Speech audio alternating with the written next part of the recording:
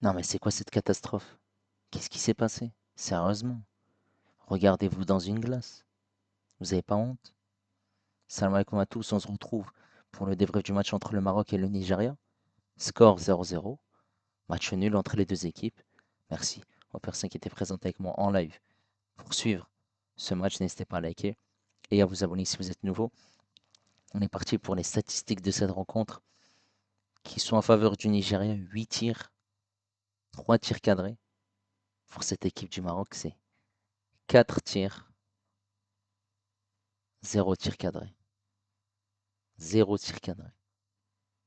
4 tirs. C'est insuffisant.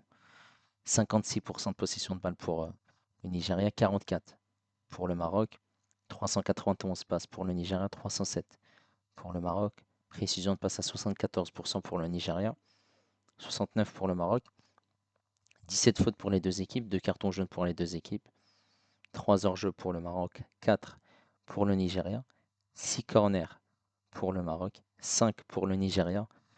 Forcément, bah, il n'y a eu aucun but dans cette rencontre. Voilà, c'est insuffisant.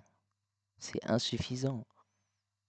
Cette première mi-temps, voilà, on a vu une équipe du Nigeria qui essayait d'avoir le ballon, qui essayait voilà, d'attaquer, de trouver des solutions. Ça restait très pauvre. Une équipe du Maroc qui a eu beaucoup de déchets techniques, énormément. Forcément, bah, ça reste insuffisant de la part du Maroc. En plus de ça, il y a eu voilà, l'absence de Aïd Boudlel et Zabiri. Tous les deux, ils ont été blessés contre le Kenya. Une équipe du Nigeria qui essaie de mettre de l'intensité, du rythme, beaucoup de fautes dans le match, beaucoup d'arrêts aussi. Voilà, il y a eu des moments où il fallait laisser l'avantage, plein d'actions où ça a été très compliqué.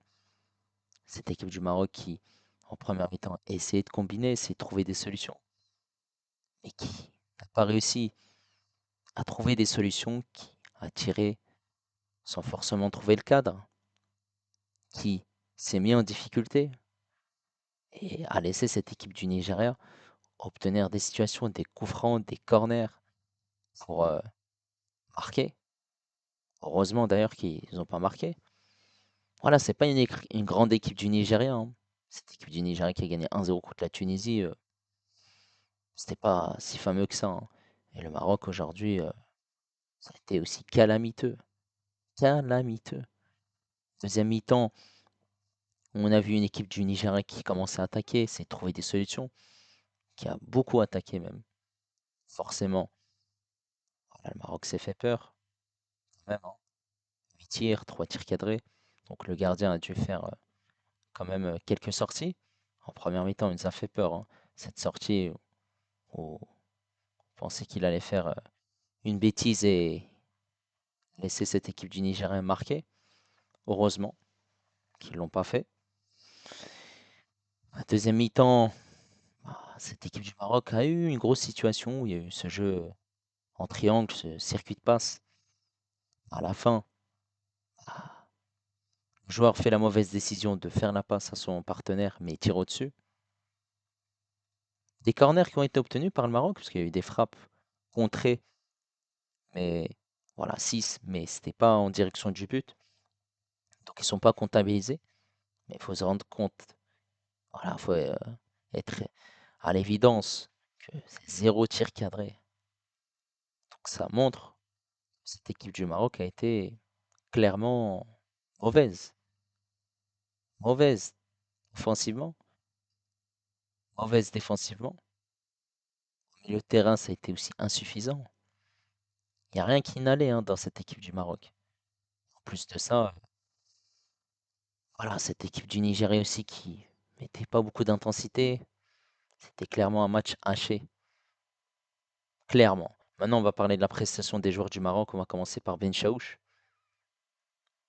Ben Chaouch ne nous a pas vraiment rassurés parce que, voilà, certes, c'est un clean sheet, mais c'est compliqué. Il n'y a pas une assurance. Voilà, il n'a pas apporté ce qu'on voulait de lui. En deuxième mi-temps, il s'est mieux repris. Donc ça reste plutôt moyen. Il faut aussi souligner que le coach n'a pas voulu faire des changements et il a tardé même à les faire. Il est hésitant, il prend pas les choses en main, j'ai l'impression. Côté droit, Koutoun, c'est Koutoubier en fait. C'est la marque de saucisson, d'olive. Ah, ça a été très compliqué, hein. Par moments mis en difficulté par ces joueurs du Nigeria. Voilà, par moments ça a été compliqué aussi, dans l'agressivité, dans l'implication. Il n'a pas été au top du top, hein, malheureusement. Et il n'a pas du tout rassuré, clairement. Donc ça reste insuffisant, malgré tout. Cette charnière centrale, Baouf, Barkhti, des duels manqués, des, des duels où voilà, ils ont été mis en difficulté par cette équipe du Nigeria. Ça n'a pas été deux défenseurs sereins, pas mal de duels perdus. Voilà, les deux défenseurs du Maroc sont passés à côté de leur match. Zahouani sur le côté gauche, sur certains moments, il a été intéressant. Il a accéléré, il essayait de mettre du rythme dans ce qu'il faisait sur ce côté gauche. Par moments, il poussait trop loin le ballon. Par moments, il y a des passes manquées, du déchet technique. Défensivement aussi, il a laissé de l'espace dans son dos. Donc, Zahouani, voilà, il n'a pas été au top. Ça a été brouillon, j'ai trouvé, au niveau de sa prestation. Voilà. Au milieu de terrain, Lalaoui et Sadak. Et Sadak qui essaye de récupérer des ballons, mais énormément de déchets techniques, perte de balles, des duels manqués. Il n'a pas mis l'agressivité qu'il faut face à des joueurs du Nigeria qui sont rentrés dedans, qui ont mis l'agressivité qu'il faut pour essayer de déstabiliser ces joueurs marocains. Voilà, ça reste clairement décevant. Tout comme l'Alaoui.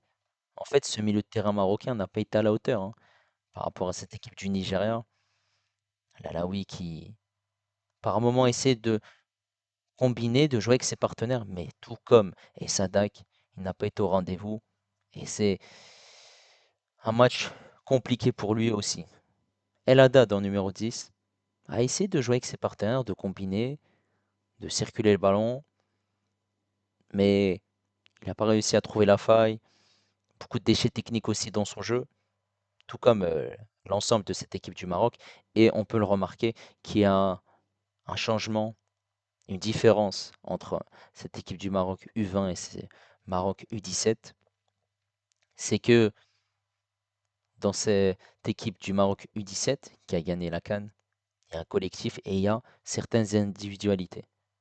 Dans cette équipe du Maroc U20, il y a quelques individualités, mais ils ne sont pas à la hauteur et il n'y a pas de collectif. Ces joueurs veulent jouer pour eux, essayer de prendre le leadership. Et El Haddad, par moment, il l'a fait et c'est très compliqué. Dahak, Dahak Mzian Khouya, rigole, va faire un sketch, va faire des blagues, c'est mieux pour toi. T'as pas été au rendez-vous, rien. Par moment, il y avait des dribbles, mais ça n'a pas apporté. Aucune percussion. Voilà. Il a réussi par moment à s'infiltrer dans cette surface de réparation, mais ça reste clairement décevant. Vraiment. Il n'a pas été du tout à la hauteur. Côté droit, Mama. Mama, sur deux, trois situations, il a accéléré. C'est trop loin le ballon. Aujourd'hui, on a vu une grosse différence entre son match contre le Nigeria et son match contre le Kenya. Il n'y a presque rien du tout aujourd'hui. C'est le néant. C'est dommage. Gig, c'est Red Gig. Va manger Zitergan ou Zitloud, du Baghrel, du Msemen. T'as rien foutu, frère. Walou, rien. Dites-moi juste, c'est quoi les occasions de Ergig? Il n'y en a pas, hein. Il n'y a rien eu. Même les joueurs qui sont rentrés, que ce soit Al-Mouhtari, Kharoubi, Bouma Saoudi, ils n'ont rien apporté du tout. C'est clairement décevant. Voilà, certes, t'as pas perdu, tu prends 4 points, égalité avec le Nigeria. Tu es leader de ce groupe à la différence de but. T'as cette équipe de la Tunisie qui a battu Kenya 3 buts à 1, qui est troisième de ce groupe. Et le prochain match, ça sera contre la Tunisie. Voilà. Il faudra faire un beau résultat pour prendre la tête de ce groupe. Voilà, en tout cas, n'hésitez pas à me donner votre avis concernant la prestation du Maroc. N'hésitez pas également à liker et à vous abonner si vous êtes nouveau. Et moi, je vous dis à la prochaine. Ciao les amis et dis-moi au revoir.